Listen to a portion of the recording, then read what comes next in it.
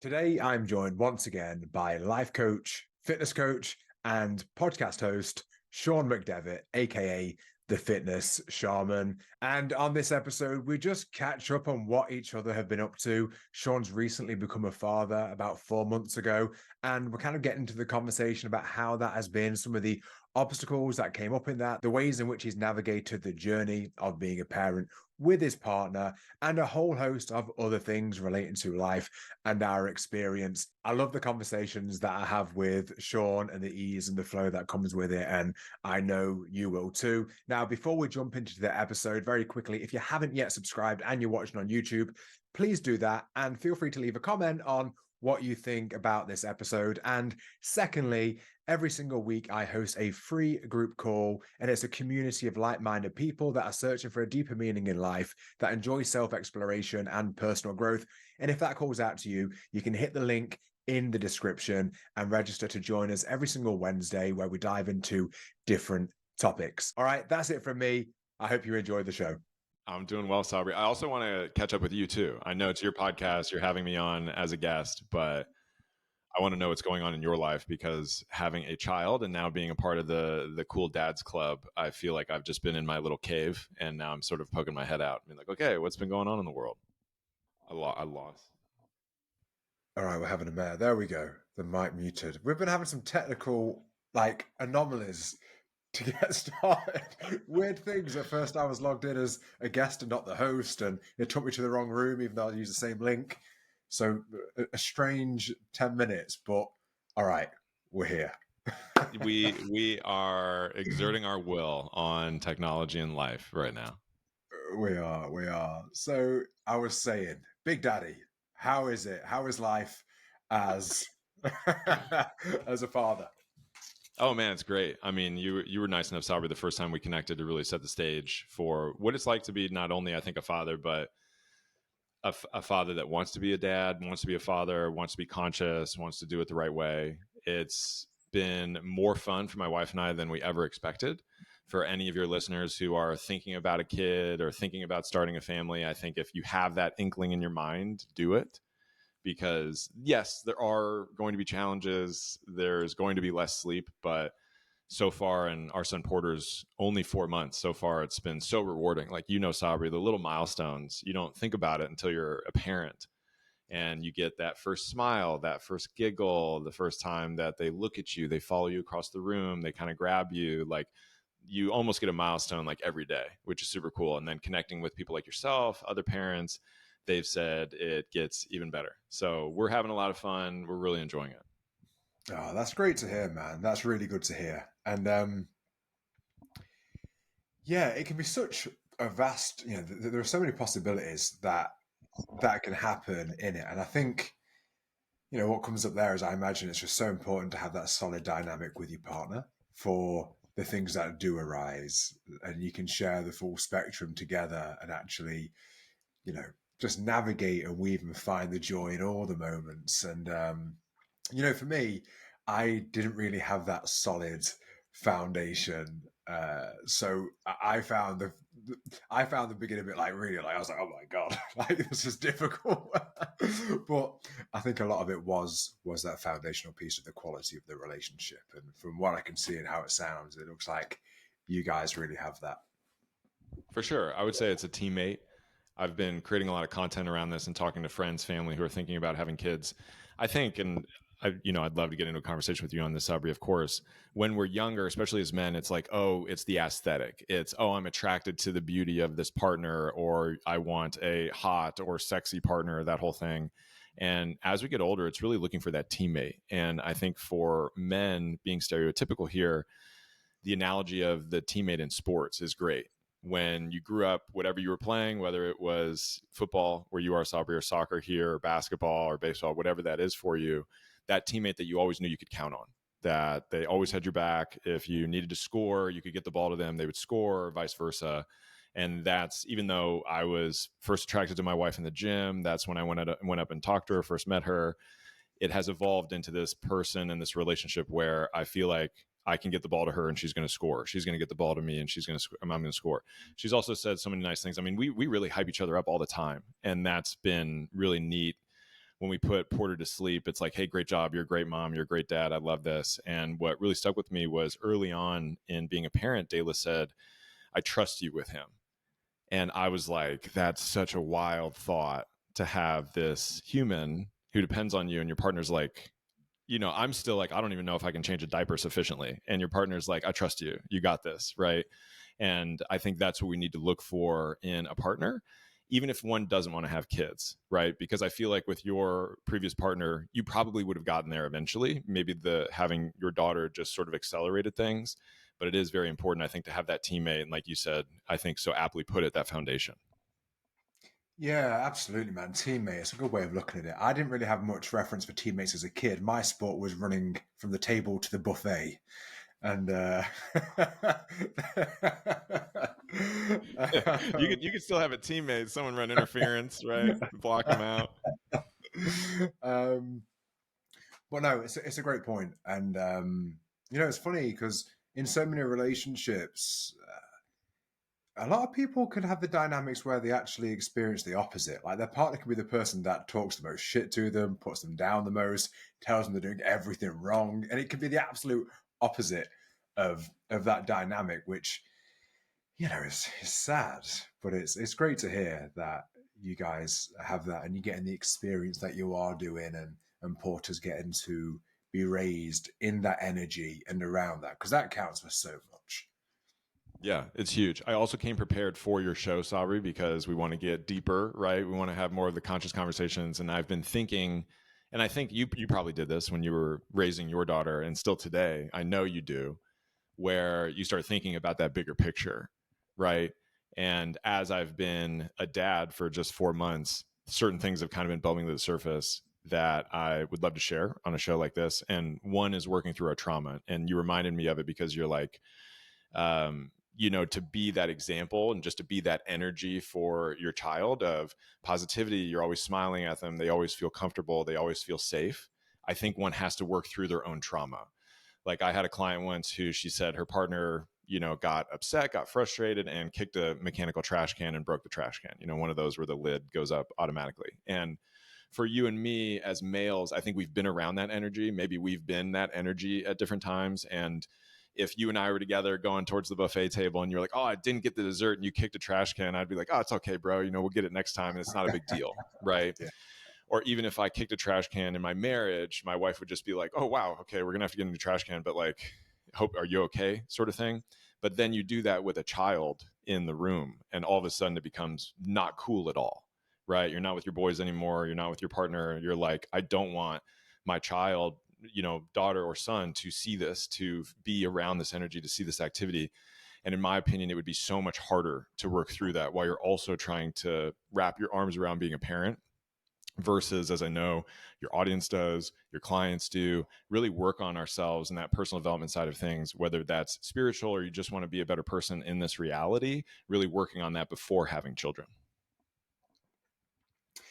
Yeah, absolutely. Because, and it's one of those funny things. Because I think I found that for as much work as I did before, just like with intimate relationships, I think parenting can also point out the things that you thought you'd got, and then it's like, maybe not quite, maybe not quite. So it does act as a, whether you want it to be an opportunity or not, I think it can act as one to further look at the things that you haven't fully dealt with. One of the things that I noticed early on is that part of the stress I would find when my daughter was little, and if she was crying and I couldn't figure it out, I would find it frustrating. It was nothing to do with her. It was I was judging myself for not being able to like do what was needed.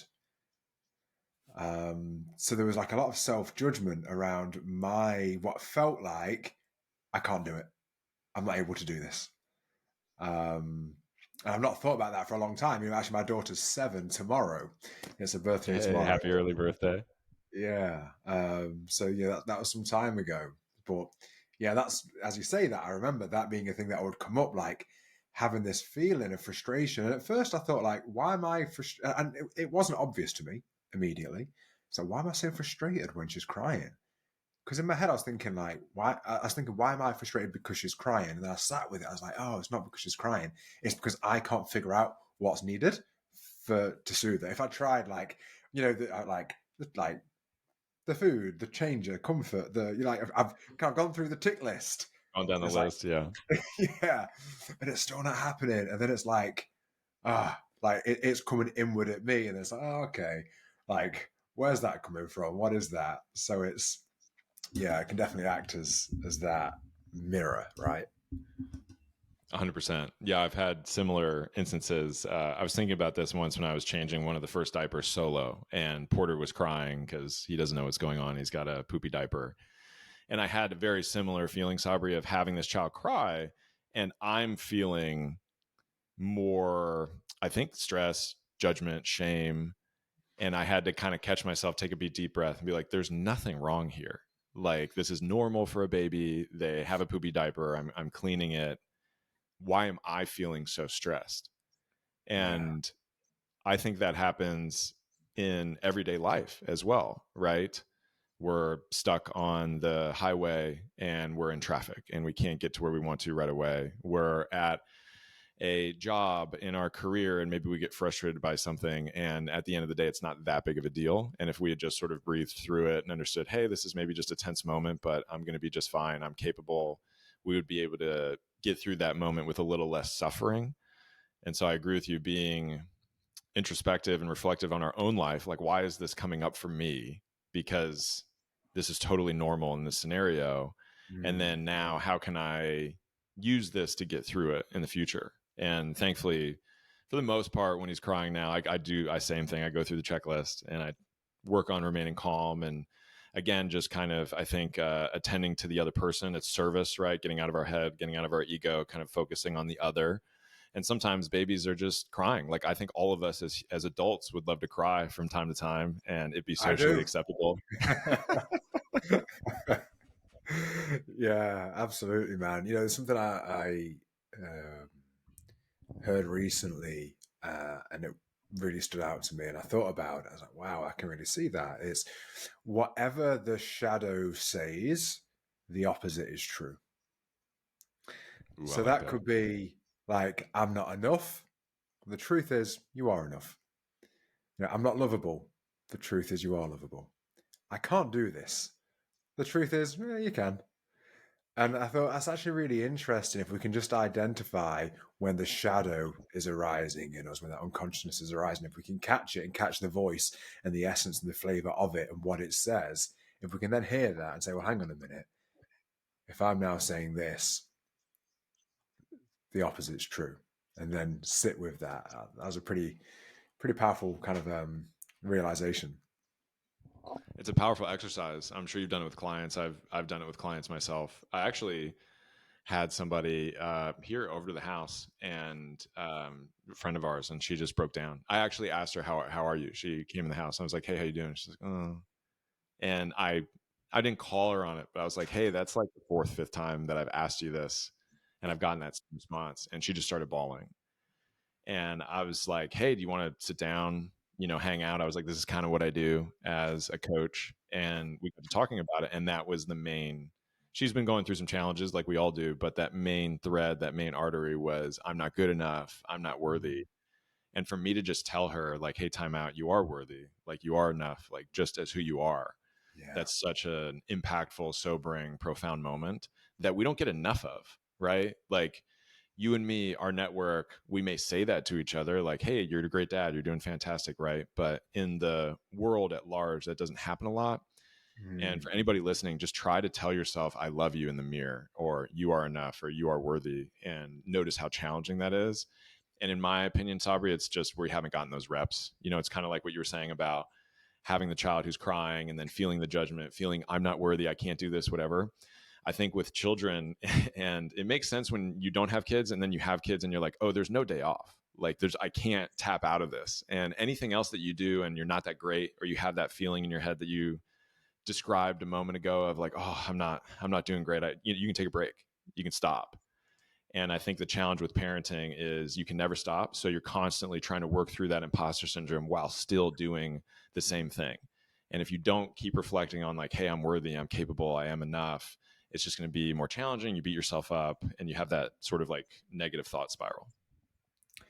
Yeah, you can see why some people really struggle with parenting, because to that point you don't get a day off, and then if you are on reduced sleep, and it's scary. You're responsible for this tiny little vulnerable human that literally can't do anything.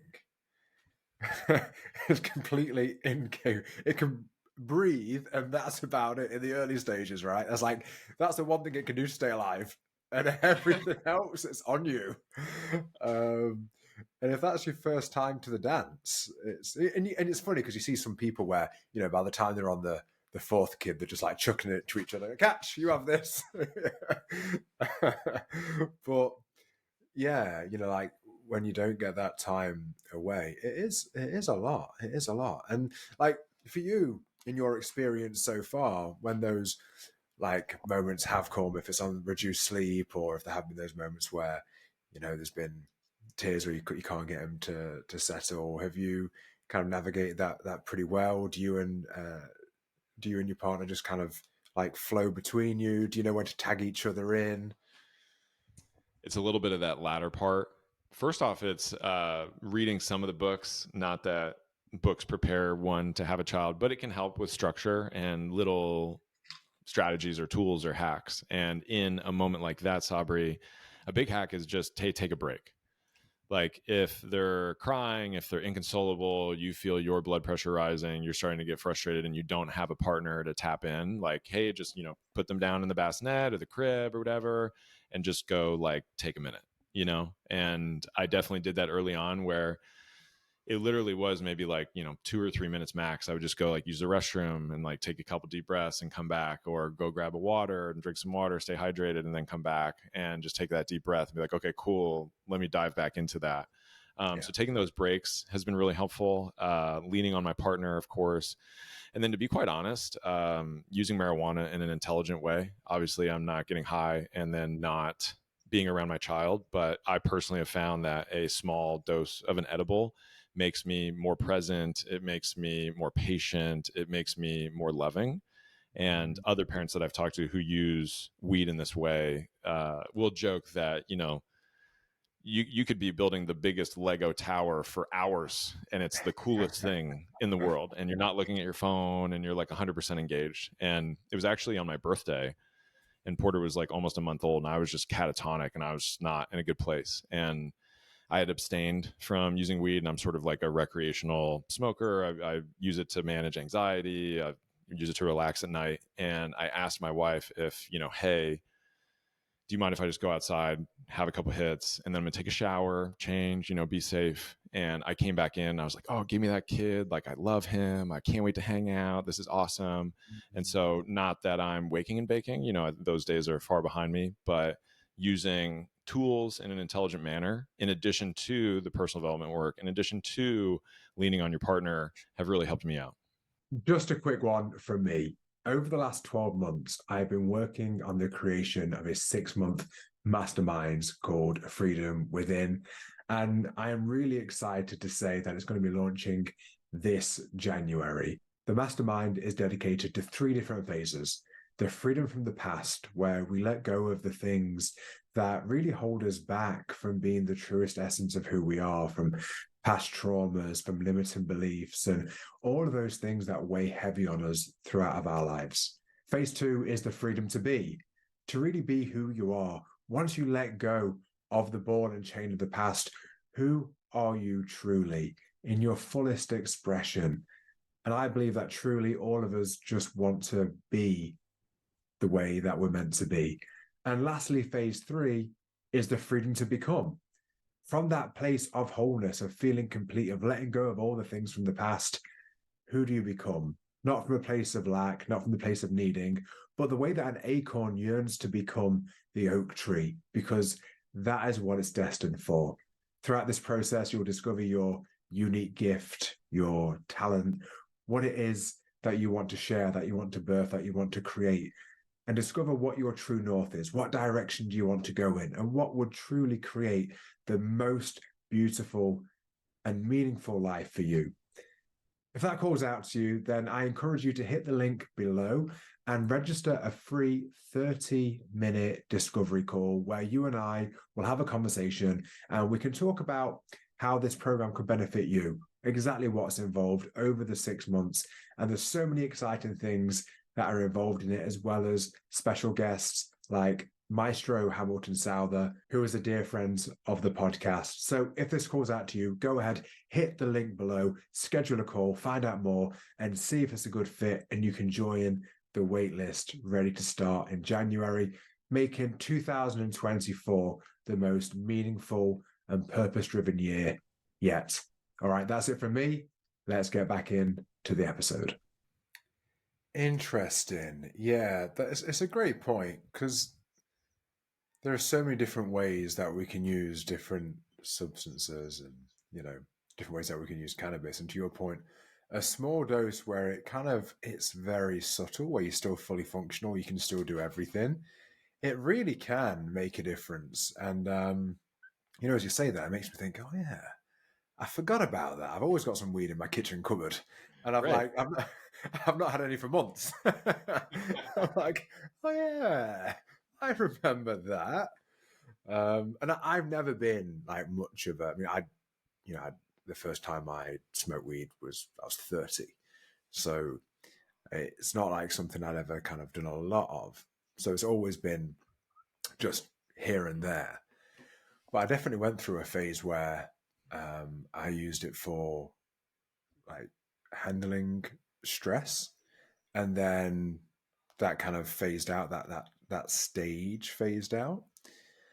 But more recently, I say more recently, it was a few months ago, I was using it kind of more ceremonially and doing some like real, like powerful, like parts integration work. Taking myself through like real deep integration work where I've got like 7 different versions of myself from past timelines, like where they're having to have dialogue with each other to iron things out. It's like, hey, this issue? Okay, what's the issue? Well, it's because of this. Okay, let's go find that one. And there was like seven timelines, all like conversing with each other. Powerful, really powerful. Yeah, it's a reminder that a lot of native cultures considered marijuana to be a psychedelic, and they used it in a ceremonial setting. They would use it to commune with either other worlds or themselves. I've noticed I get it even before having children, smoking a little bit of weed and then journaling about my life, being able to tease things out, goal setting, thinking like a little bit more creatively.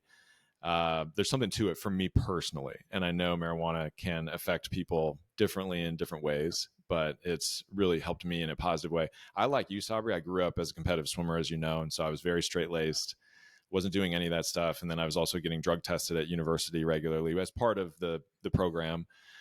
And so it wasn't until I got into grad school and I was actually a live-in advisor or a house dad, quote unquote, for a fraternity. And it was a great time. It was a ton of fun. And all the bros were always very generous with the things that they had. And so that got me into it because I started using it for stress. I was trying to look for a job. I was going to graduate, and it was helping me just sleep. And I was like, oh, this is great. And then from there, exploring different products and whatnot. And then, like you said, using it in an intelligent way. We're not getting blasted, but it's just to, I think, be, like I said, a little bit more patient, a little bit more kind, a little bit more compassionate.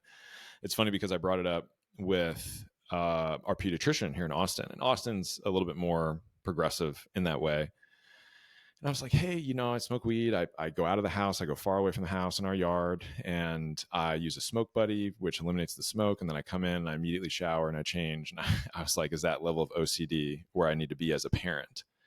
And I thought she might say, hey, it's probably not the best idea or whatever. And she was like, yeah. She was like, that's perfect. And she was like, it's the smoke that could be an issue. So, at the very least, change. And then she went into a personal story where her father-in-law was an alcoholic, and he had liver disease, was quite cantankerous, and he was living in Florida. And at this point in 2023 in the United States, the legalization of cannabis is state by state. And so Florida went legal, and he was able to get a medical card Since then, he has not taken another sip of alcohol. His liver disease has gone away. He's become a much nicer individual. And so she was like, I personally, as a pediatrician, would much rather a parent use marijuana in an intelligent way than drink alcohol. Because she was like, there's just this road, this rabbit hole that you can go down that's not the greatest with alcohol. So it was nice to have that as a reinforcement for the practice that I had, and then also hear a pediatrician's perspective on it. Yeah, that's interesting, and it's and good for her for, being not being narrow-minded and having that take and realizing that she's speaking to humans, and like sometimes people will have a glass of wine to settle down, and actually if it only is ever a glass of wine, that's fine. But like you said, it's like if one becomes two, or if two becomes three, or three becomes a bottle, because that can happen. And I kind of feel like, I don't know what your take is on this, but I feel like my experience with weed is that I never really go more. I find that I can be pretty consistent with a small amount to kind of just keep me at that, like, to get to the spot that I want to be at. And even if my tolerance slightly goes up, I can still find that kind of that sweet spot. And it's not like I then get to that spot and think, oh, let me just have some more, and I want to go like further in. I've never really experienced that when I want to be at a certain level with weed. It reminds me of a quote that a good friend of mine has, which is it medicine or is it a drug? And I think that's what you're getting at, which could be said the same with everything, right? Like the glass of wine. Like, I'm not trying to sit here and vilify alcohol, but if we're on the precipice of American Thanksgiving, family's going to have a bottle of wine, everyone's going to have a glass. It's very ceremonial in that way, right? And we can look back to the Jesus story, of course, and the break bread, break wine, drink wine. And then same thing with psychedelics, right? It's, I think personally, doing it in a more ceremonial setting, not just getting blasted, not just kind of trying to push the envelope, but doing things with a little bit more intention. And that can be said about everything, right? Exercise, you can overdo it.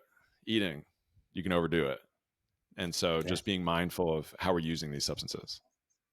Yeah, absolutely. And, like you said, with weed, it can affect different people differently, but so can everything. Relationships affect people differently. True. Like everything can make people react differently. Yeah, nice, man. So what's been what's been some of like the biggest moments for you since you've become a parent? Oh, that's a good question. Biggest moments. A big one is those milestones, and they're kind of ongoing, and you don't think about them being so huge. You're like, oh, my kid smiled at me, like, oh, big deal. And then it happens, and you're like, oh my God, and you're like melting, and you love that moment. The giggle, you hear like one giggle, and then you're like, where's the giggle spot? Like, oh, show me where you're ticklish. Like, I want more of this. So those ongoing moments have been fantastic. Big moments for me specifically, one was when he followed me with his eyes. It was the first time Dayla, my wife, and I were with him. And then I got up and she was like, hey, look. And he was following me across the kitchen. And he had never done that before. That was pretty big. When he was first born, my wife had a very challenging delivery. She was pushing for about 3.5 hours. He came out sideways. He had the cord wrapped around him. And when he came, everyone has a whole plan for the birth plan, right? And so our plan was to have him skin to skin on my wife for as long as possible. And then I, cut the umbilical cord. And because of how he came out, they put him on my wife for as long as I needed to cut the umbilical cord. And then they took him onto the warmer, and he wasn't really crying. And my wife had to have, God, I'm forgetting the term, but she basically, they had to make an incision to allow for him to come through. So that moment was, so many people are like, oh, it's this joyous occasion. And for me, it was, okay, I'm looking at my wife. She's pretty much out of it. And now the doctors are, and there's 10 people in the room and they're suturing her. And then the other doctors are like, hey, hey, Dad, you want to come over and see your son? And so I'm like, I'm a bigger guy. So I'm trying to like weave through people and get around people without hitting them. And they're still tending to my wife. And then see him. And now he's starting to cry. And that one might have been the biggest, like, gratitude over crying. And even now, like, I can hear him sort of like fussing in the other room. I'm totally fine with it, because I remember when he came out, when he was first birthed, and he wasn't crying. And I was like, this is feeling abnormal. I'm scared. Right. And then once he started crying, it was like, oh, cool, this is awesome. And so now when he cries, I'm like, I'm so thankful that he can breathe, he can take in air, he can cry. So that moment was big for me, the birth, but I think in a different way. And then really exemplifying, ramping up the gratitude even more. And then those little daily victories and the little things that he does every day have been really cool. That's beautiful, man. Yeah, that's great. Have you found balancing like work and business and the projects that you have going on with the new fatherly life? That's been a big challenge. So we're very grateful to say that we have a nanny who's here Monday through Friday from 9 to 5. And that wasn't always the case. We didn't know we were going to do that. We had Porter and we took a little bit of time off. My wife and I own our own business. So it's not like we could take really paternity and maternity leave. We kind of had to come back a little bit quicker than other people might have to who work for somebody else.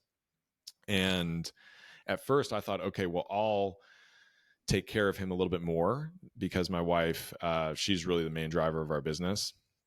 And then we found that I would get fatigued. She would also have to feed him a lot. And if she heard him crying from another room and I wasn't able to calm him down, like it would bother her way more than it would bother me, and it would interrupt her workday.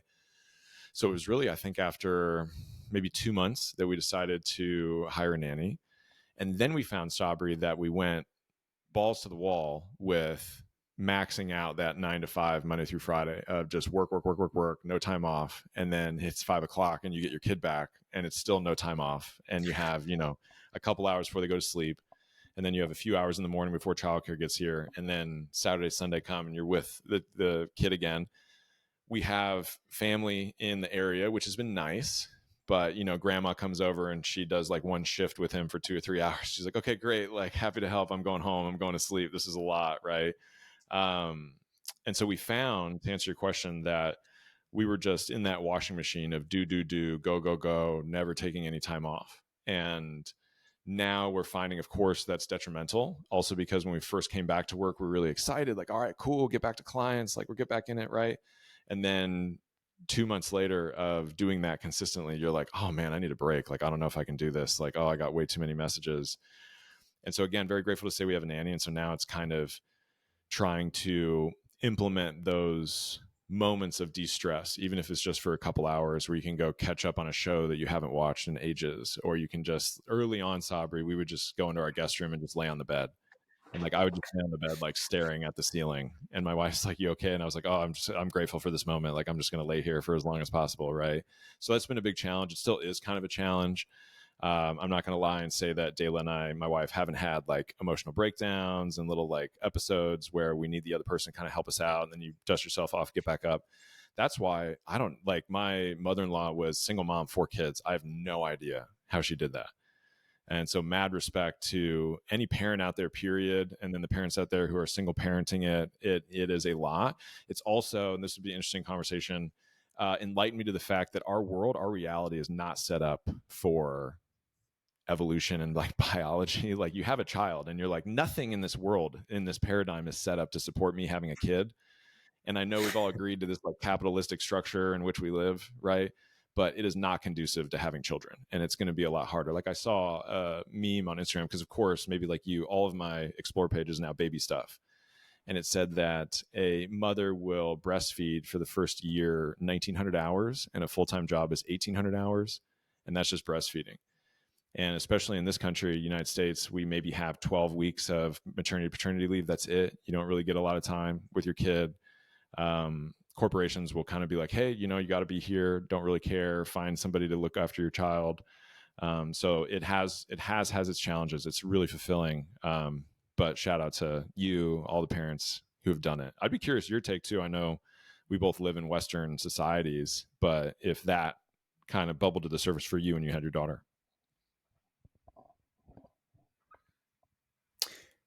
Yeah, I think about it, and it's like, and I wonder how much it's the capitalist society or how much it's inflation that's created or exacerbated the issue. Because pre-70s, it wouldn't be an issue to have one parent be at home.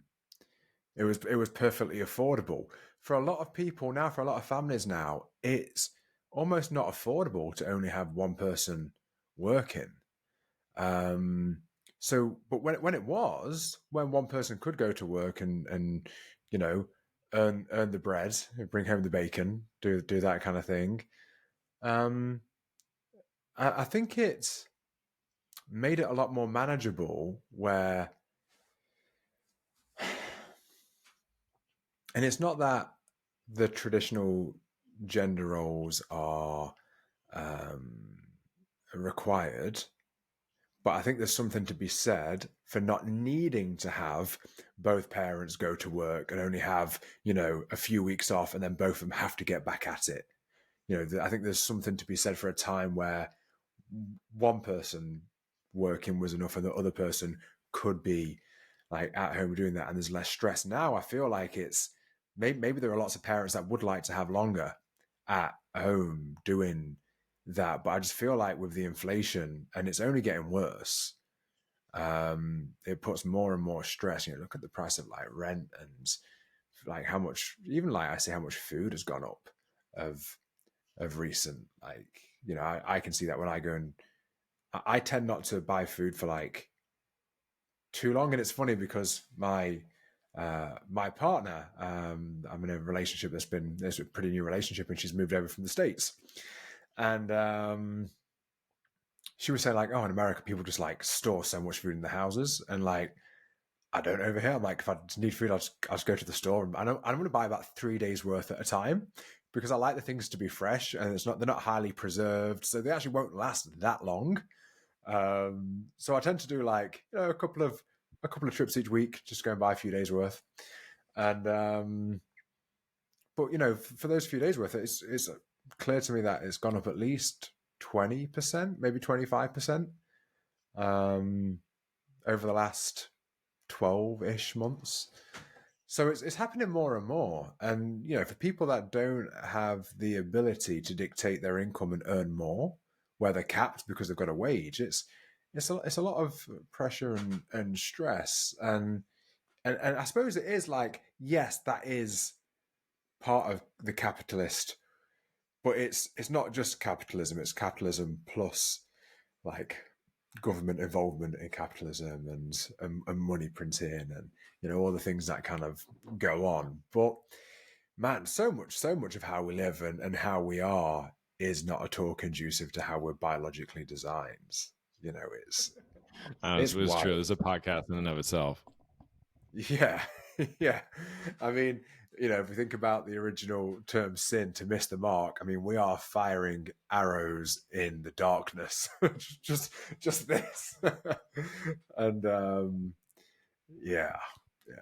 You were the first person to turn me on to that the original definition of sin, whether it's like the Hebrew or the Greek, is to miss the mark. And since then, I've read that in a couple books. I've become a big fan of Adyashanti. I know our mutual friend, Justin Lovato, he turned me on to that author. I'm on my 5th book from him, and he talks about it. So he was the first author after you that started talking about it.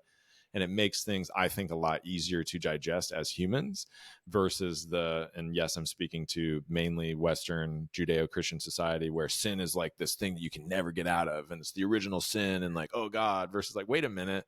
The definition was just, oh, it was a mistake. Like, oh, and so I really appreciate you turning me on to that. I would also be curious, because my parents, they lived overseas for a little while before I was born, and they would often wax philosophically about the grocery stores that they would go through daily in Europe or every other day or something. And here in the United States, it is kind of like an overconsumption. You buy a ton and then you store it.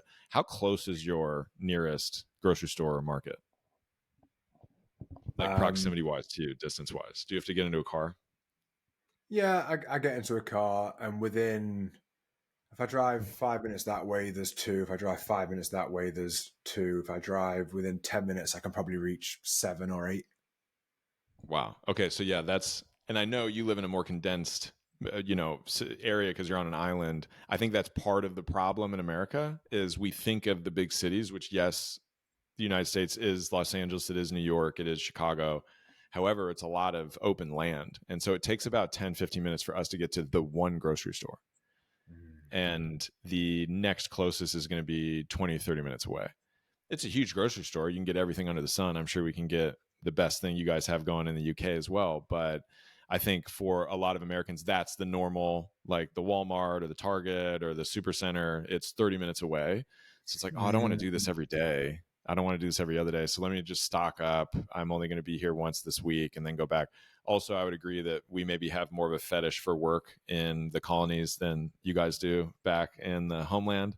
And so it's more so focused on like, well, let me just I don't want to come back. I don't want to waste my time, quote unquote, coming to the grocery store twice this week. So let me just stock up and get everything, even if I don't need it. Yeah. And you know, maybe other people do that here as well. Maybe it's a me thing. I don't know. A lot of my friends are similar to me. We kind of get things as we need it. And I don't mean like by the meal, but you know, just a few days worth. And then, but if I go to the gym, I'll pass. You know, like kind of there are like three, you know, decent grocery stores like en route. Yeah, nothing's too far away. Like as you know, I was saying this to my partner over recently, how like she was saying, you know, there's been many times where she's in a 14-hour drive, and like you literally can't drive that long here. You'd like you can go top to bottom and back again in that amount of time. And like here, if it's an hour's drive, we're like. Whew, it's like I think London's far away and it's an hour and a half on the train. Yeah, to that point, I have a friend who's in Chicago, and I gave him my address for something, and he mapped it, and he was like, "Oh, it's way too long." He was like, "A 3-hour drive is max for me." And my response was 3 hours is not even enough time to get from Austin to Dallas in Texas. Like the joke, Sabri, is you can drive 14 hours in Texas and you're still not out of Texas. It's just so huge. So I would agree with your partner on the long drives and trying to, you know, break them up. Like I went to the University of Georgia. I was living in Austin in high school, and that's a 16-hour drive. So I would do 8 hours and stop and stay overnight and then do another 8 hours and try to break it up like that. I was curious. It's really cool. Congratulations on having a partner, especially one that's open to moving across the pond. I want to catch up with you a little bit, sir. And I know last time you and I spoke, you were on a journey of joining certain individuals, connecting with different communities. So I'd love for a little recap on that because, again, I've been in my cave of new parent and I don't know what's going on. Yeah, it's been a full year. It's been very full. You know, yeah, a more recent. I mean, so right now I'm actually just launching a mastermind. Kind of launching it for the Black Friday week for it to start in January. So it's the Freedom Within Mastermind, and I've actually been working on it since November last year, and it's really, really, really thought out and very complete. And you know, my partner, she's spent hundreds of thousands on her own like development, and she coaches as well. And she said like it's out of all the things she's done, it's the most complete thing she's seen, which was nice to receive because she's done a lot of things. You know, she's done a lot of things, and a lot of it actually came through to me last November as downloads whilst I was asleep. And it made a lot of sense. And just the whole how everything weaves together through all the different kind of levels and layers that kind of go from like early like formative years all the way through to like having these kind of moments of ascension and feeling out of body, and I truly believe there's actually a stage by stage process you can go through to get there. And throughout the year when I've been working with clients, like I've seen it happen like in front of me on calls, and so I'm like, okay, there's something to this. So that's a big thing. And yeah, my partner who's moved over here. The reason I'm saying my partner and her name is like I've not actually said to her like, do you mind me using your name on here yet? So I'm like, I'm just not going to until I clear that with her. She's actually there at the minute. She just flew back for like 5 days and she's coming back. She flies back today. And that's been I was amazing. just gonna say for the holiday. I imagine she's going back for the holiday in the States and then coming back. No, actually, she's flying back today, so she actually lands back tomorrow on Wednesday, and she'll be here. She'll actually be here for Thanksgiving. But no, she was. I think it was just kind of it happened to be timed that way. So yeah, that's been it's been really interesting. I've definitely not experienced a relationship like this. I had Scott Holiday on the podcast yesterday, so we were talking about it, and it's definitely been a new experience for me. And actually, it's interesting. It's been the thing that's been difficult in this relationship has not been something that's ever been difficult before. And it's just funny how these things can show up and you'd never think it would. The thing that's been probably the most difficult is she absolutely adores me, and I see how devoted she is, and I don't have a reference for that, and sometimes I don't know how to receive it. It's like it sometimes it's hard for me to compute, like, oh, like this person, like the way in which she loves me. It's like I've never felt, I've never received that in that way. So I'm like, and sometimes it's hard to let land. So it's interesting. That's not something I've had to kind of navigate before, and I can see it, and I can see sometimes where like an old belief or pattern that might have been accurate at one time might enter, and then I do have to see it and say, that's not accurate. That's not what's going on here. Like I've never experienced someone who like shows up the way that she does, with the amount of love that she has and the devotion that she has. And when I do have those moments of doubt, it's almost like a doubt of like, is this real? Because it's so much, because it's so good. And it's like, I'm almost waiting for it to be taken away, because a lot of my reference for that growing up was give, completely taken away. Give, completely taken away. So it's almost like I'm kind of, I sense of these moments of like bracing myself for, is it about to be taken away? But it's really amazing. I can't imagine meeting someone else where we connect the way we do. And I've felt connections with people before, of course, but the way in which we do is really um it's really special. It's very unique. They're so similar in so many ways. Um Would you agree that your journey and working on yourself and getting to the point that you're at now this person that you're supposed to be with has magically appeared? And it's not just, oh, I've hit the peak of the mountain, yay, we did it. It's, I've worked on myself, I've done this intentionally, consciously, focused on making the best life possible for myself, and then all of a sudden this person appears to then even add more to my life, in that I have to be introspective, I have to reflect back on how I've been loved in the past. Would you agree with that statement? yeah, it's so clear to me that there's a much more divine orchestration at work. And I don't mean there's a man in the sky who's saying, you and you, pew. But I actually think within the nature of reality and the force and the power that weaves through everything brings things together that are meant to be together. The way that a proton finds an electron. And I think the same thing has happened with her and I, and actually it's been the same for both of us.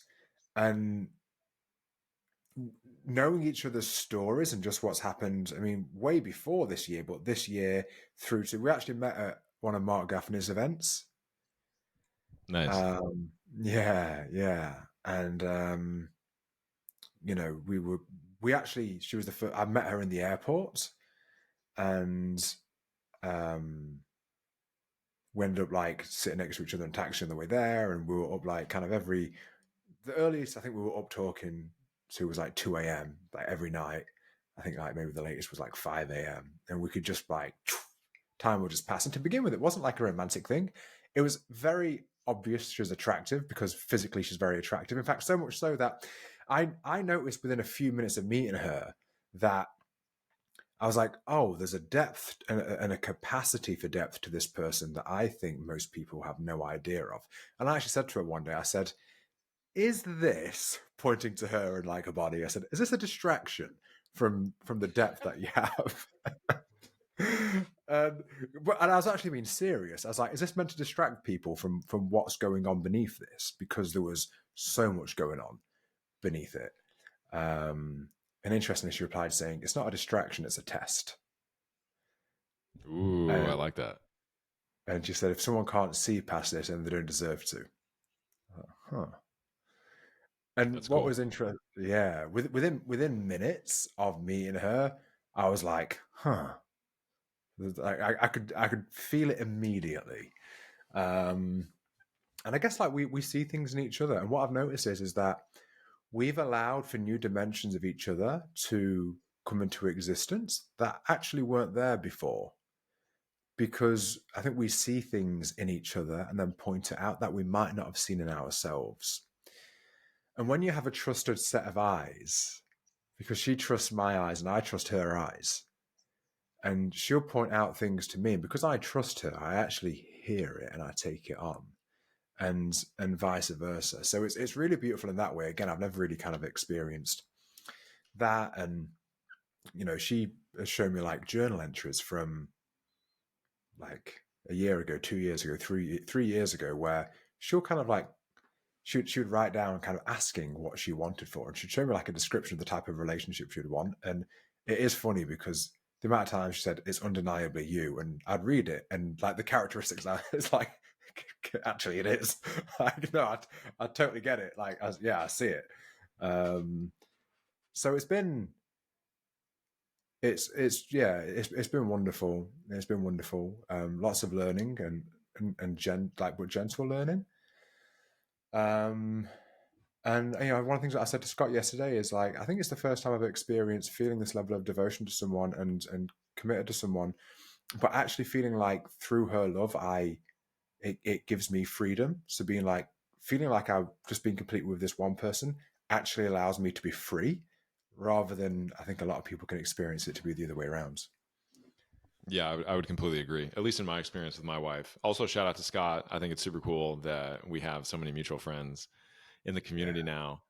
now. There's so many good things, man. I think the one about like she had journaled and then you kind of appeared. The things that I've joked about in my life, and just kind of jokey joke, they've manifested. Like Yeah. one humorous one is my hair. Like I used to have a man bun, I had really thick hair, and my entire life I used to joke like if I ever lose my hair, if I start to lose my hair, I'll just shave it off. And that I was just like a throwaway comment. And then surprise, surprise, this year I'm like, oh my God, I'm losing my hair. And I was like, well, I've been joking about it for 2 decades. Might as well shave it off. So now I'm trying to connect more with that. Like, okay, what else can I joke about that I would like, Yeah. and do it in a jovial way and not a stressful way of manifesting. So I think that's really cool. Also, I would vibe with your partner in a smaller way, with tattoos. And I'm a big fan. I have a ton of tattoos. And so if somebody wants to judge me off the tattoos before talking to me, before interacting with me, it's like, well, that's your choice. Kind of like her saying, well, if you judge me off of my external, you're going to kind of miss out. Right. Yeah. Um, Also just the hyping your partner up. And that comes back around to, like you said, the second set of eyes, Sabri, which I really appreciate. Because the person we're put together, because I agree with you, there's so many people that I think unfortunately get it wrong, that their partner is the person who attacks them the most. They know their buttons, they know what to push, right? Versus being that second set of eyes, that teammate, and can say like, hey, this is what I think you're doing great, and like I really love how you're doing this, and oh, I haven't seen someone do it in this way, because now they can reflect back to you the positives, and now you can start to reinforce that, right? And then bounce off of each other, because certain situations, there's a great, you may have seen it's like a clip from a Chris Rock stand up, but he says that in a relationship it's like you're in a band, and every now and then the other partner is playing lead guitar. So he said, Mm. some days you're going to be playing lead guitar, and other days your partner's going to be playing lead guitar, and you need to play the shit out of that tambourine and just support the lead guitarist, right? And when you have a relationship that sounds like you have with your partner, you can, and I think obviously we could talk about masculine and feminine energy and being able to sort of flow together in these different roles and not be so rigid, while also supporting each other every step of the way. Like I've been working with a couple in a relationship coaching context, and they're going through some challenges, but what's been helpful is reminding them, hey, maybe not right now, but when you guys first got married, you were the most extraordinary person, the most outstanding person the other had met. Mm-hmm. And you got together for a reason, and it might be crunchy and awkward right now, but the other person is still a human. They're a soul on this earth. They're trying their best. And so if, you're still going through the challenges, can you also, like, the challenges and being supportive of this other human going through this journey are not mutually exclusive, right? Like you can go through this challenge and also tell your partner, like, hey, I see you, like the namaste type see you, like I see you working through it. I love you as a person. I know we're having our challenges, right? And coaching them in that way, I now see it. So they have the containers to meet every week, and they have date nights and stuff. And when they have those moments, a lot of times it's like, hey, I know we're having some challenges right now, but I see you working on this and I love this. Or like, I see how this is helping you. Like, please keep doing that. Right.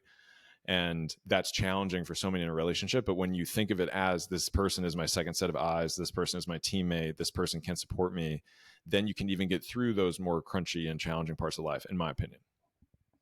Yeah, absolutely. Yeah, they're really good points. And, something I was saying to Scott yesterday, and I'll kind of bring this up again because I've not spoke about this much. I thought about it plenty, and Colette and I have spoke about it. And one of the many things that I really love about her is our ability to have these like real deep conversations. It's actually maybe the first time I felt like I've had a close relationship with someone that can meet me comfortably in my desire for like depth and penetrating into the mysteries of life. And, one of the things we were talking about is the idea of like who I was no longer is in this relationship. And I said this yesterday to Scott, and I'll say it again. This is what I've been sat with. There's the idea of self. There's the idea of me now, this idea of who I think I am. And then sometimes when we get in relationships, there's this, people can lose themselves in a bad way. But I feel like there's a losing yourself, which is in a good way, which is to surrender who I was before being in this relationship, but to actually open myself up to the possibility of who I can become in this union. And I wonder how much stress or pressure in relationship is by people wanting to almost hold on to who they were and not actually being open to who they can become. And that might mean changing. And change isn't a bad thing. It's like the evolution of, okay, I was this person as a single person, and now realizing that I can become like, I can change, and I can kind of lose myself, but in a beautiful way, into this relationship. And like, let's see who I can evolve into through this devotion to my partner. And I think there's something really powerful in that I've not really heard many people talk about. I love that you brought this up. So I've actually been thinking about this a lot recently as well. And I've heard other people talk about it as it started out, Sabri, with me watching something very spiritual that you would also be into. And the person was talking about, why are we so afraid of death when we have practice at death throughout our living life? And the point he was making was, you have the death of you maybe as a single person, you have the death of you as a couple without kids, you have the death of your athletic self, you have the death of your athletic peak, you have the death of your youth, you have the death of you being an academic for most people, right? And so and that's okay, and celebrating it and looking at, okay, what's that next phase? And I would agree with you that so many people hold on to that old because they're afraid of change, right? It's the whole the old Greek dude said the key to change is actively building the new, not holding on to the old. But we do that, I think, for fear of the new. When it happens so often, you have your single you where you're out partying, you're doing your thing, right? And then you meet somebody and it's like, well, I still want to be out with the boys. I still want to, but there's this life that if I commit to, which is reminding me of another quote that I think is attributed to Goethe, but somebody else, which is, when one commits, providence moves too. And so committing to that relationship, like you and your partner, she's moved over to be with you. And so now you can start co-creating that life together. You immediately get into it, right? Like my wife and I, because as you know, your audience might know from our previous episode, my wife and I went through an IVF journey to have our son, to have future kids. And so as part of that, we started to prep for it. We moved to the suburbs, we got a house and started to build that nest. And then now that we have a child, we've committed, and we didn't hold on to, well, we still want to be the parents that are partying and doing the things that we were doing without kids. Like, we want to fully commit to being parents. That's not to say that we still don't get out and, dance from time to time, let a freak flag fly. Like, that's still part of it. It's part of the equation, but it's way less. Like, we were joking the other day, we were going to a Friendsgiving with some friends, and I've actually, now that I'm thinking about it, probably have some others I could throw your way for podcast guests who would be able to have a similar conversation. And we were joking on the way there to go literally to the building we used to live in, that the random, hey, you want to go out nights have gone away. And they've been filled with the bath time and the hanging out right at home. And that's been so beautiful, and that's okay. And that's what I think people miss, is that new life that you were saying might be even better. And if you commit to it, commit to the partner, commit to the kids, commit to what that is, what could your life look like? Right. Just to kind of finish the story, put a cap on it. Last night, our dog, we have a Frenchie, and he was laying on our sofa, and I took a picture of him, and I was editing it and all this stuff. And I had this overwhelming sense of joy. And I was like, I just put my son to sleep. I have my wife who's, making food in the kitchen. I'm sitting on my sofa, and my dog is laying on the sofa next to me. And I'm like, this is just so beautiful. And 20-year-old Sean wouldn't have thought that was possible. 30-year-old Sean wouldn't have thought that was possible. But leaning into it and being like, let me create this, has allowed me to have these really cool experiences. Yeah, that's beautiful, man. That's beautiful. And, just kind of feeling back into that idea of when we hold on to the old and the idea of like letting things die.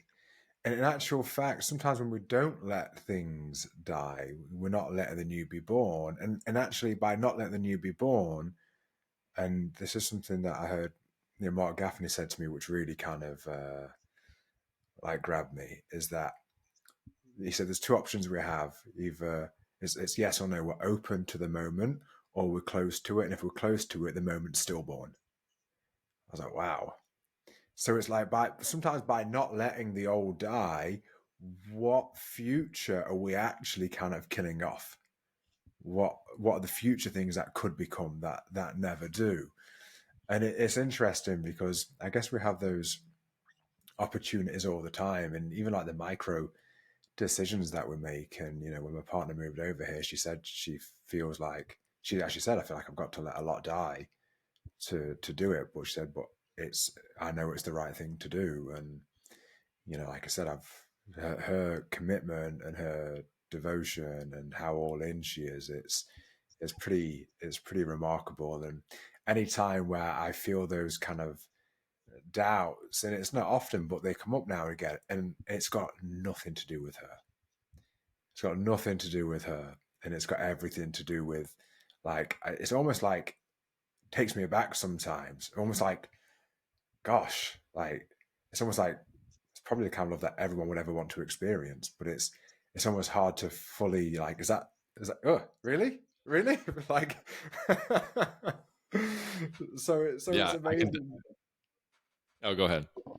I was going to say, yeah, so it's amazing to actually like to receive that. And sometimes, it's like, can I let it land? And I think we can all go through that, especially people that have been through like, tumultuous or turbulent pasts where that thing that, especially if you're like a full-hearted person that has always wanted to love and be loved and never really felt like you received it in the way that felt like safe to receive.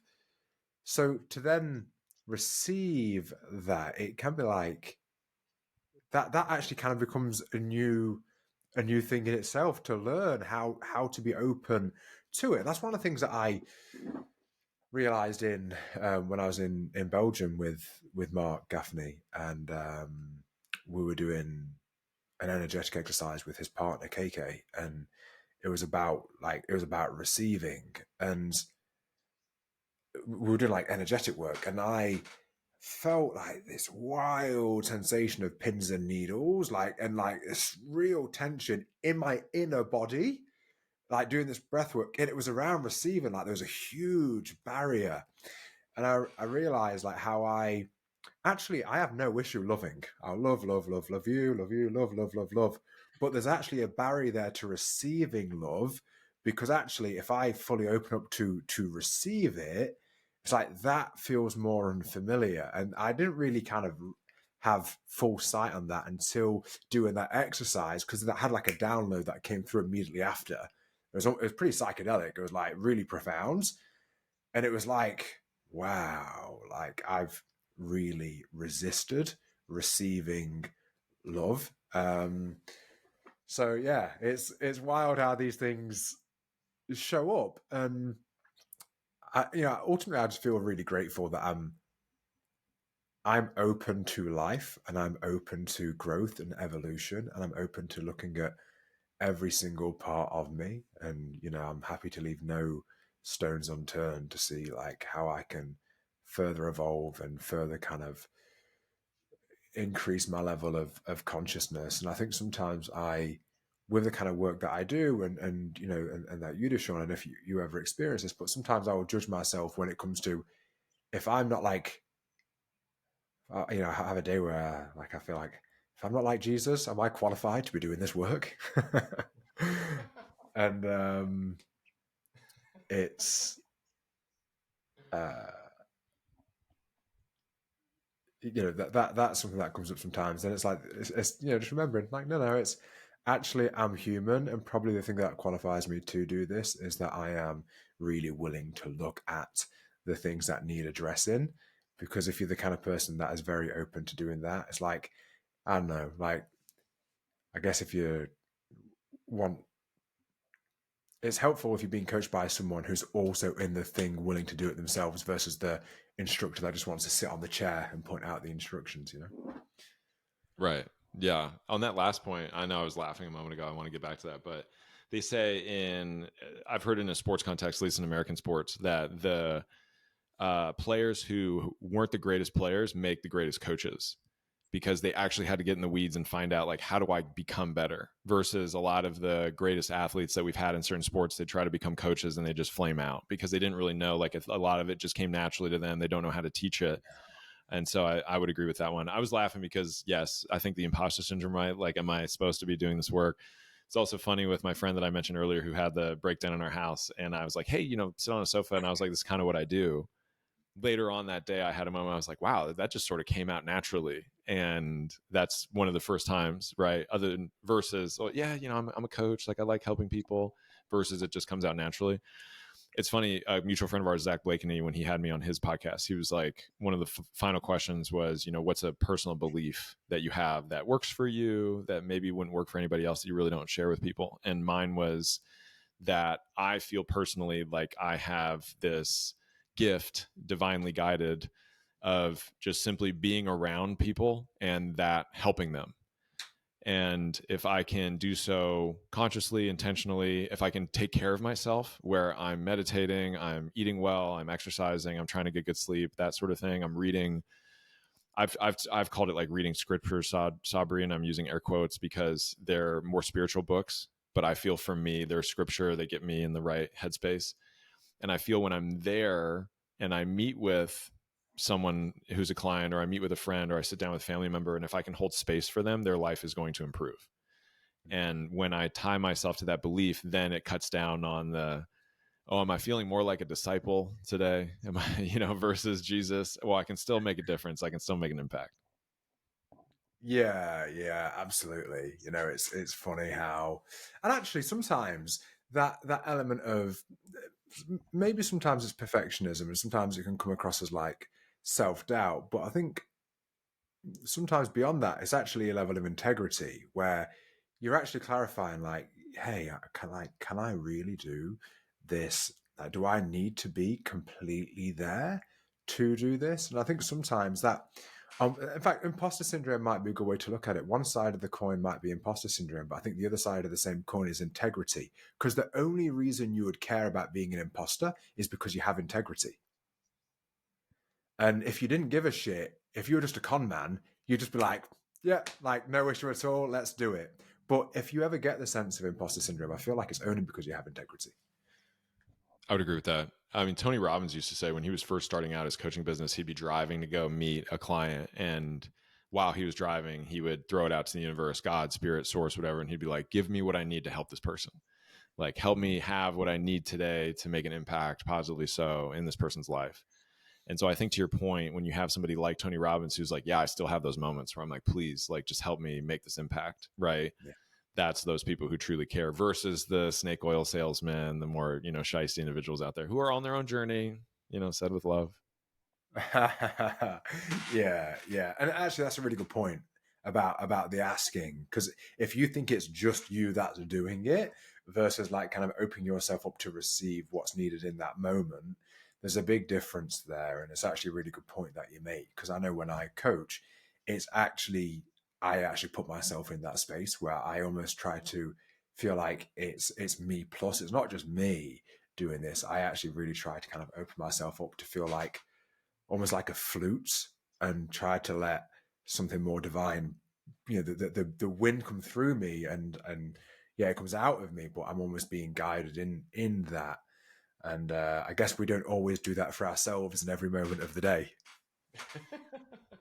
Yeah, we maybe be so lucky. That was also like the third or fourth flute reference that I've had in the last week. So I need to start exploring this more. You just go take some lessons. Yes, yeah, exactly. Start to listen to more flute related music in my life. I'm imagining now the scene from Anchorman with I'm seeing you on the tables now. Yes, yeah, that'll be the next time we do a podcast together. It'll be a flute solo intro. Brilliant. Yeah, yeah. So to answer your question, they're the things that have been pretty alive for me, and the stuff with Mark Gaffney, and that's deepening. I've got I'm on a call with him next week, and we're kind of like, in a way slowly, in a way not. I'm kind of getting more involved. I think it's just I'm trying to navigate everything I'm doing whilst also being in there. And Mark, he said some things to me. Again, this is like the struggling to receive sometimes. I don't know how familiar you are with Mark and his work. Not super familiar. I've heard the name. Yeah. Well, he's a genius. Nothing short of. And like would kind of do like how I do doctorates for fun, then like, but wouldn't actually get them. And then like one of his mentors when he was younger said, the point is you actually get the doctorate. He's like, oh, okay. So he went to Oxford, did a doctorate. I think like the max that you're meant to do, like on, I think the dissertation was like 300 pages, and he did 1,500 pages. Wow. And I think he's. Are you familiar with Ken Wilber? Yes. So him and Ken Wilber have done a lot together. Okay. They've done a lot. So like this that I've got here, this is like the inner circle stuff. This is like a review draft. It's first principles and first values of evolving perennialism. And it's Mark Gaffney, Ken Wilber, and Zach Stein. Zach Stein was like the top guy at Harvard in philosophy. They're a smart bunch.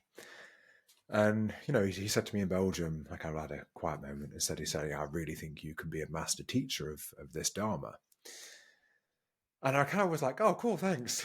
But like, actually, I almost kind of brushed it off, because it was like almost too much of a thing to receive from him, Right? Because of like the level that he's at and how his mind works. It's almost like that's a lot to receive. It's giving you practice at the new ability to receive. No, right? But yeah, so that's that I'm really excited about that. Stuff with Hamilton Souther. Again, I don't know how familiar you are with Hamilton. Yeah, I'm more familiar with Hamilton for sure. Okay, yeah. So he's a guest teacher for one of the modules in the mastermind that I'm doing, and I've been doing some things with him and his course for facilitating ceremony, and I mean that guy's done like had like 3,000 psychedelic journeys. Right. And you know, he's like really cutting edge, really cutting edge when it comes to like shamanism and like a lot of the mystical stuff. Like he will talk about when he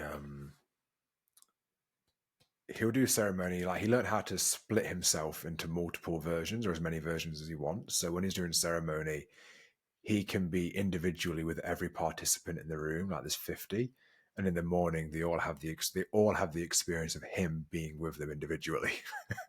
And he was not, like, No, physically, but as in physically with they all have the experience of him physically being with them for the entire thing, and he's just sat there. man, that's wild. I also want to point out real quick for your listeners, because I'm very grateful to have known Sabri for just a little bit of time. But the last time you and I connected, from then to here, I'm seeing sort of an intertwining of the manifestation techniques, throwing out what you wanted to do in this life, Sabri, the people that you want to connect with. And then, so that part, the goal setting, the manifesting, I think your listeners can tease it out if they haven't already for their lives. And also the more secular shooting your shot, because I know you've messaged people, you've cold emailed, cold DM'd, and when you seemingly first, quote unquote, started doing this was when you and I first connected. And then now you're like, yeah, like I'm having Hamilton on in my mastermind and I'm connecting with these people. And I was able to receive such a great comment from this person.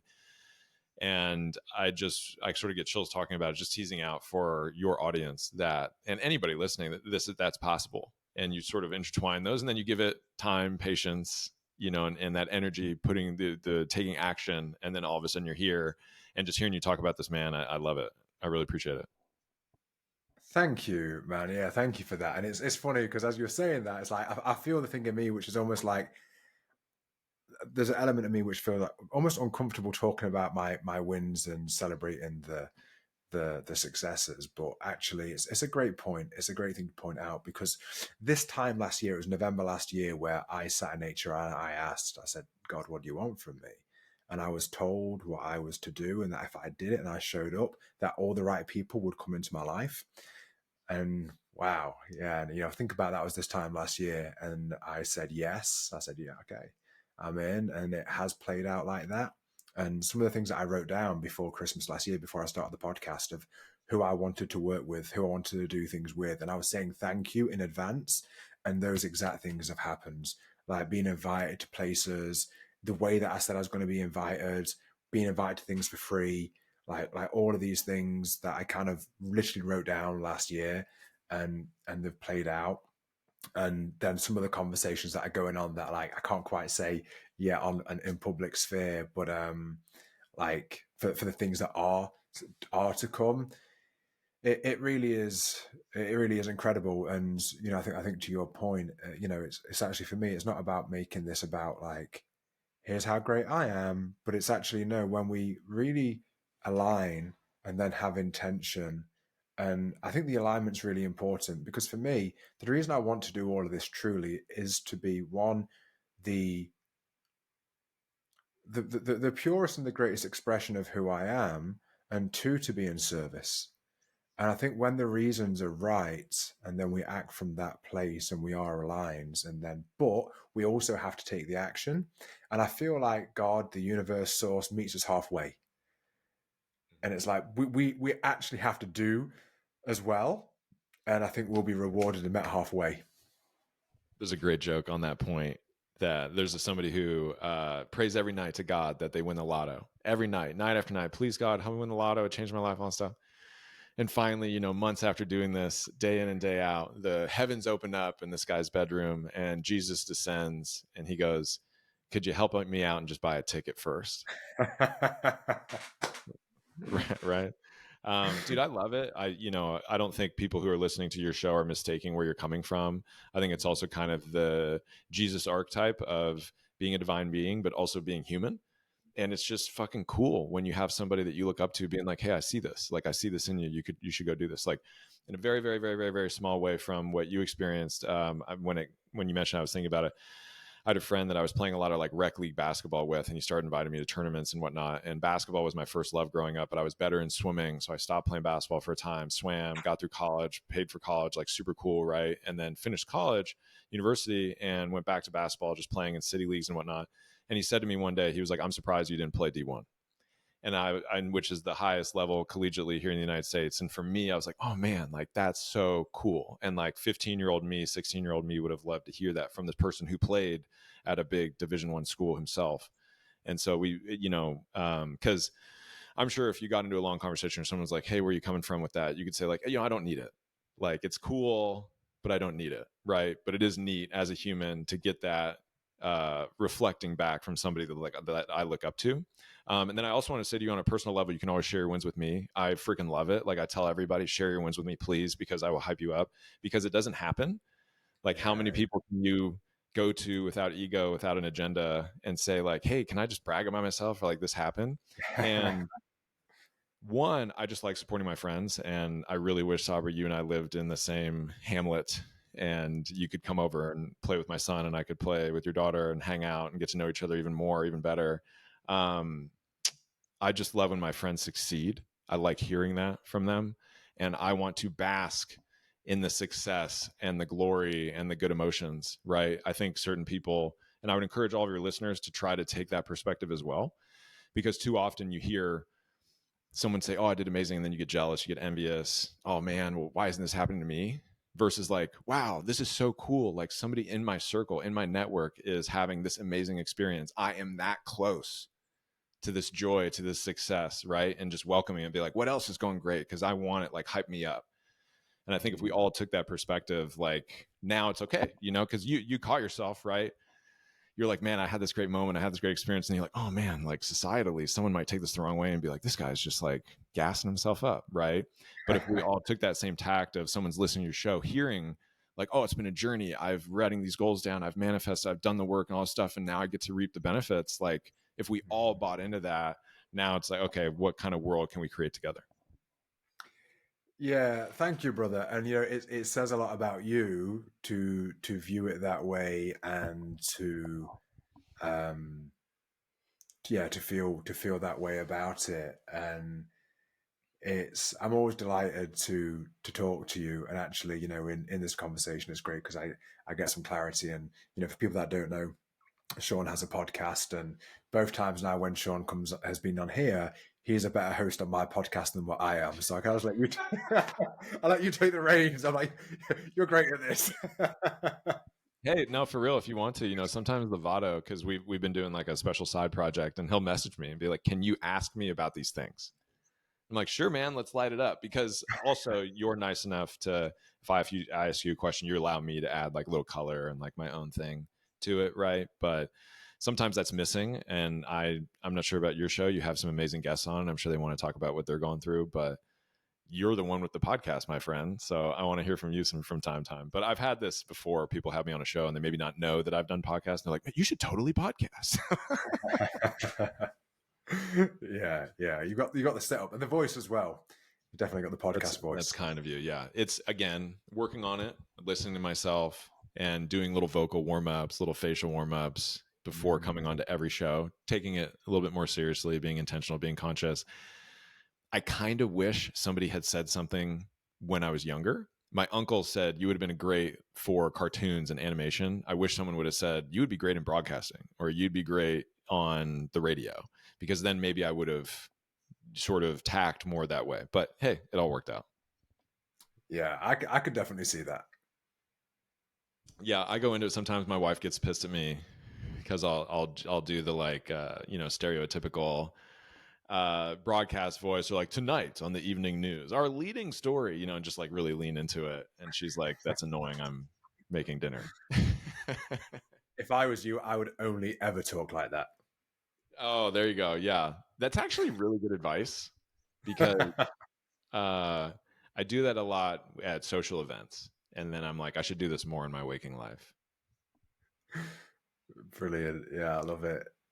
Brother, we're hour and 20 in. It's been a pleasure and a delight to have you join me again and for us to catch up. And it's just great to hear how things are going in the parenting life and how you've been navigating things. I would love you to. I'll put it in the show notes, but I'd love you to let people know where they can find you and you as a coach, as an individual, and the podcast. Yeah, I appreciate that. Thank you as always for having me on, Sabri. I appreciate you as a human. Also, if you ever find yourself in the great state of Texas, please holler at me. I would love to give you a big hug in person. Your audience can find me on Instagram. I'm at Fitness Shaman. Yes, there are 3 S's in the middle of that. If you consume my content, you'll understand both the fitness and the shaman side of things. You can also follow my wife and my fitness company, my online fitness coaching company, which is DLD Nation. That's at DLD Nation, also dldnation.com. You can also hear me. My podcast is Shots to the Dome, and that's available wherever podcasts are played. And then I'm very grateful to be on the Nirvana Mind and Body podcast with Justin Lovato as well. And you can find us at Nirvana Mind Body _ on Instagram. But again, the best way to connect with me is going to be through Instagram, Fitness Shaman, and I look forward to these conversations. Awesome, brother. Thanks so much for being here once again. Thank you so much for watching this episode. I hope you enjoyed it. Once again, if you haven't yet subscribed, please do that. If you want to find Sean on Instagram, the links are going to be in the description below. And lastly, if you would like to join the free group call I host weekly, the link is there for that. And if you're interested in the mastermind that I host with all the exciting things that are coming up in 2024, you can book a free discovery call to find out more. And the link for that is below as well. All right. Thank you for watching all the way through to the end. So much love and gratitude. And I'll see you on the next one.